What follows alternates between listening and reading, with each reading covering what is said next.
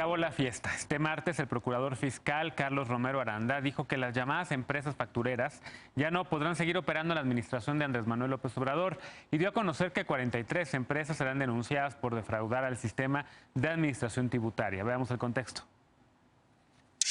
Este martes el gobierno federal informó que denunciará a 43 empresas por haber cometido fraude al sistema de administración tributaria. Estas empresas, identificadas como factureras, simularon operaciones en el ejercicio fiscal 2017 por 93,000 millones de pesos, causando que el fisco dejara de recibir 55,000 millones. Las autoridades analizaron 22 millones que permitieron determinar que estas empresas comparten 244 clientes. Una empresa de este tipo emite facturas sobre gastos o actividades inexistentes para encubrir pagos de actividades ilegales o disminuir el pago de impuestos. Las autoridades calculan que aún se podrían recuperar 19,000 millones de pesos, por lo que se enviarán exhortos a 8,000 contribuyentes invitándolos a regularizar su situación. Si no lo hacen en 3 meses, el SAT procederá legalmente. Además, se presentaron 7 denuncias contra quien constituye empresas factureras por los delitos de defraudación fiscal y lavado de dinero para tratar de equiparar a delincuencia organizada.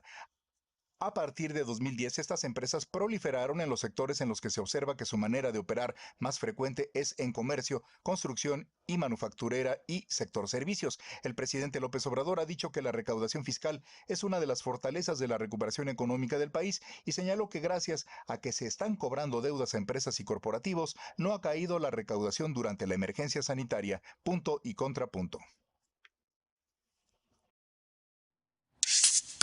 Primer tema a discutir esta noche. Yo nos acompaña desde la remota distancia Viridiana Hernández, asesora y militante de Morena. ¿Cómo estás, Viri? Buenas noches. Hola, muy buenas noches, Genaro, a tu auditorio. Buenas noches. Bienvenida. Hoy está con nosotros Isaac Montoya Márquez, él es secretario nacional de Jóvenes de Morena. ¿Cómo estás, Isaac? Muy bien, un gusto estar en tu programa en esta nueva normalidad y a través de las nuevas tecnologías. Así estamos ahora, como ves. Lisa Sánchez, directora general de México Unido contra la Delincuencia. ¿Cómo estás, querida Lisa? Muy bien, muy buenas noches. Y Alfredo Lecona, activista y analista como cada lunes y miércoles, tanto Alfredo como Lisa. ¿Cómo estás, Alfredo? ¿Qué tal, Genaro? Muy bien, buenas noches. Bueno, a ver, ¿cómo ven este tema? ¿Por qué no empezamos con Viri, que nos cuente un poco cómo ve este anuncio de las factureras? Evidentemente ha habido muchas notas respecto al SAT y al trabajo de Raquel Buenrostro también ahí para hacer que muchas empresas que debían dinero al SAT, al sistema de administración tributaria, ahora estén pagando lo que debían, lo cual me parece que es bastante bueno. Pero el tema de las factureras también, que evidentemente ya, tal y como dijo este fiscal tributario, se acabó la fiesta. ¿Cómo lo ves, Viri? Bueno, pues muy bien. Me parece que la política fiscal que se ha implementado, especialmente en el último año, recordemos que Raquel Buenrostro, que se ha convertido en un personaje bastante importante en este proceso que nosotros llamamos la Cuarta Transformación, inició su gestión en diciembre y a partir de ahí una serie de política fiscal con el objetivo de mejorar la fiscalización, se ha venido implementando, ¿no? Ahora, desde hace una semana se había anunciado que había una red de de empresas factureras que evidentemente cometían varios delitos. También no se nos olvide que se había mencionado que en esta red habían dicho que estaban involucrados incluso políticos de otras administraciones que estaban recurriendo a estos delitos. Entonces, esta política fiscal que se implementa de la mano de Raquel Buenrostro, que me da mucho gusto que encabece una mujer en una política tan importante, sobre todo en estos tiempos de pandemia, pretende cobrar a las empresas lo que defraudaron. Algunas todavía dice que se pueden rescatar 19 millones, pero sobre todo la garantía de que no se repita. Ya dieron una lista de 43 empresas factureras que simularon operaciones y por 93,000 millones de pesos y provocaron que el fisco dejara de recibir 55,125 millones de pesos. O sea, es muchísimo dinero que evidentemente necesita el país en esta pandemia. Entonces, se está viendo que a estas empresas se les pueda cuadrar los delitos, obviamente, de defraudación fiscal, de lavado de dinero y también equipararlos con delincuencia organizada. Esto, insisto, es súper importante porque manda un precedente de recaudación y continúa con la política que había comentado el presidente López Obrador de no crear impuestos nuevos, pero sí eficientar las políticas para cobrarle a los que deben y sobre todo a los que están cometiendo delitos, pues que paguen, ¿no? También repito, como dice el fiscal tributario, pues se acabó la fiesta y ya no será de esta forma. Bien, ahora la pregunta, Lisa, es qué bueno que estén recaudando mucho más, qué bueno que estén también haciendo pagar a acreedores, pero ¿para qué van a usarlo? Me imagino. ¿Cómo lo ves? Fíjate que yo en este tema estoy completa y absolutamente de acuerdo con lo que decía Viridiana. Me gusta justamente que se haya hecho esta investigación. Me gusta además que lo que nos están presentando, a pesar de que los cálculos quizás más alegres son de los últimos 10 años y que de eso se va a recuperar poco, porque como ya bien dijimos y decía la nota, solo se puede recuperar más fácilmente el ingreso no declarado por un impuesto y no por el resto de los impuestos o por la totalidad de las facturas falsas emitidas, pues los casos que se presentan o que se están o que se dice que se van a judicializar en los próximos meses son en su mayoría del 2017.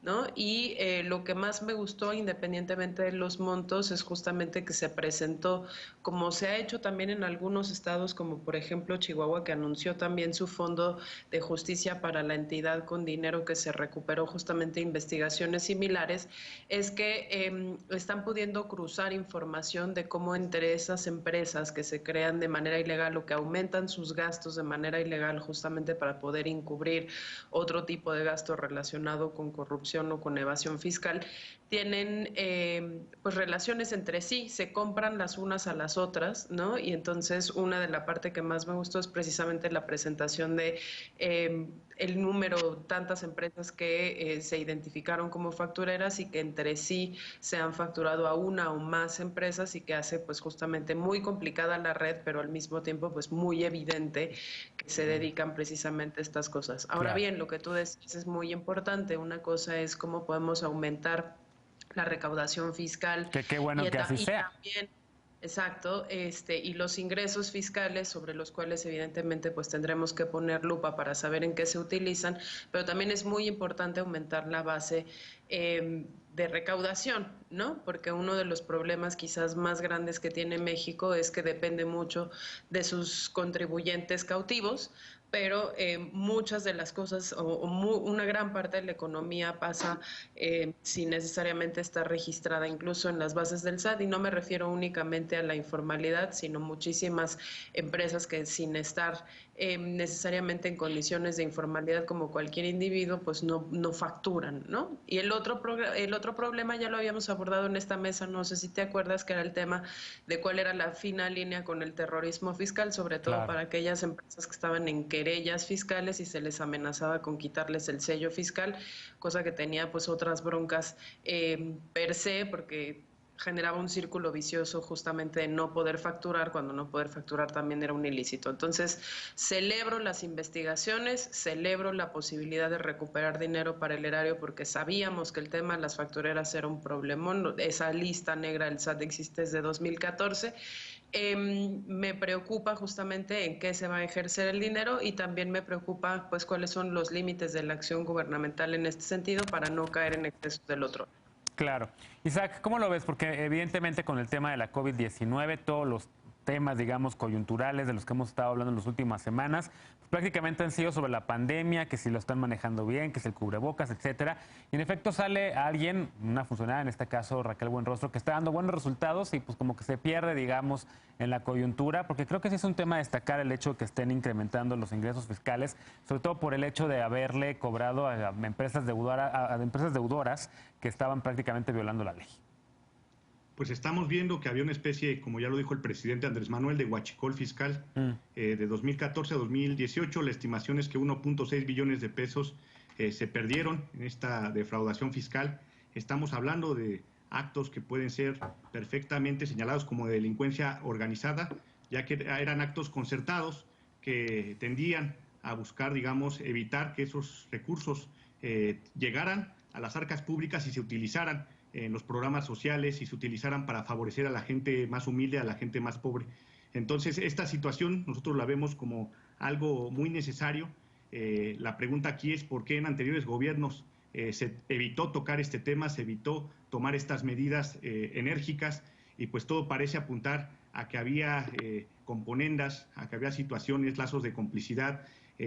No hay que omitir que situaciones como la estafa maestra se permitían con este tipo de medidas, con este tipo de conducirse, digamos, en la frontera de la ley, y pues la situación que se está viviendo en el país, en que se requiere una recaudación fiscal mucho más intensa. Creo que con este tipo de acciones se ve el compromiso de la 4T, se ve el compromiso de Andrés Manuel López Obrador, y yo espero que pues que esto vaya a ayudar mucho a que se oriente en los grandes programas sociales, en los proyectos de infraestructura, y señalar que tan solo este presupuesto que se tiene estimado, estos 1.6 billones de pesos, representa 3 veces el presupuesto de salud. Es decir, algunas personas, a las factureras y algunas empresas que le entraron a esta situación de corrupción, evitaban que el bienestar en el país se lograra desarrollar, pero con la complicidad de las autoridades y los gobiernos anteriores que solapaban todo este tipo de actos. ¿Cómo lo ves tú, Alfredo? El tema evidentemente va a ser de larga discusión. Como decía yo, a mí me preocupa y celebro otra vez el hecho de que se recaude más, pero quiero saber para qué se va a usar, para qué se va a usar esa recaudación extra. Si va a ser para esos proyectos de infraestructura del gobierno de López Obrador, si va a ser para la Guardia Nacional, si va a ser para los hospitales, si va a ser para qué. Y saludamos a tu gatito que acaba de hacer ahorita un cameo en Punto y Contrapunto. ¿Cómo lo ves? Desapareció de la nada. Sí, pues por primera vez no tengo desde hace mucho tiempo un contrapunto. Sí. De hecho, lo estuve buscando realmente toda la tarde, y debo decir que todo lo que empecé a entender el día de hoy, que ya lo han explicado muy bien tanto mis compañeras como Isaac, estoy completamente de acuerdo, ¿no? Creo que no puedo estar más de acuerdo también con Isaac en que fue una tolerancia y un pacto de impunidad en este punto específico desde hace por lo menos 2 sexenios, que es lo que se está poniendo a la vista, y ahí sí no están saliendo el expresidente, sobre todo Calderón, ¿no? A decir o a ser vocal, como suele ser cuando se pone un problema así. Yo igual, en la honestidad de que estoy aprendiendo y que estoy entendiendo la gravedad y el impacto de este problema, pues solo tengo algunas dudas de lo que escuché, por ejemplo, hoy del ex procurador fiscal de la Federación, Gabriel Reyes Orona, que preguntaba en radio en la mañana si realmente iba a ser esta decisión nos iba a llevar a una fuente de recaudación, porque definitivamente es un método de disuasión, hacerlo de esta forma, ser tan contundentes en cómo se va a perseguir a quienes abusaron de esta forma, tanto las empresas factureras como los que las generaban, los beneficiarios, pero parece que no va a haber un efecto de recaudación, y ya empiezo a entender, empiezo a ver incluso las empresas fantasma, que pues sencillamente va a ser muy difícil llegar a ellas a cobrarles y a que en lo inmediato pueda haber un efecto de recaudación. Pero sin duda celebro que se haya tomado esta decisión, y pues como decías, Genaro, pues yo lo único que espero es que no vaya a esos boquetes lamentables como el Tren Maya y la refinería. Claro. Bueno, pues a ver si alguien tiene algún otro punto que decir sobre este tema, porque evidentemente creo que esta noche no hay debate, al menos en este tema de la recaudación fiscal y el trabajo que se está haciendo al respecto. Levantaste la mano, Isaac, ¿quieres agregar algo antes de irnos a una pausa? Sí, señalar que estos trámites, digamos, estas tendencias de las factureras, pues no solamente están encaminadas a reportar gastos inexistentes, a reportar, a encubrir esta situación de evasión fiscal, sino que también temas muy delicados, sirve como para el lavado de dinero, para situaciones como trata de personas, temas de tráfico de drogas, en fin, y también esto pone en entredicho incluso lo que se presentó en años pasados como parte del Producto Interno Bruto al sumar estas, estas sumas de dinero que en realidad pues eran fantasmas, ¿no? Entonces queda en entredicho el crecimiento del Producto Interno Bruto en sexenios pasados, y hay que señalar pues que todo esto era un manto de simulación, de impunidad, de corrupción, y que prácticamente estaban involucradas las autoridades de los sexenios pasados. Era imposible que no supieran de lo que sucedía, y pues lo que demuestra es que había lazos de complicidad. Claro, pues ojalá que también en esa demostración de lazos de complicidad se dé a conocer quiénes fueron las autoridades responsables y que también, pues evidentemente, que llegue la justicia, porque estamos un poco hartos en este país de que nada más se levantan los dedos, pero no ocurre prácticamente nada. Hacemos una pausa. Al regresar, ya se instaló la Comisión de Amnistía, la misma que deberá atender las 2.487 solicitudes de liberación que hay. ¿Qué desafío se enfrenta? Con este tema regresamos a Punto y Contrapunto, no te vayas.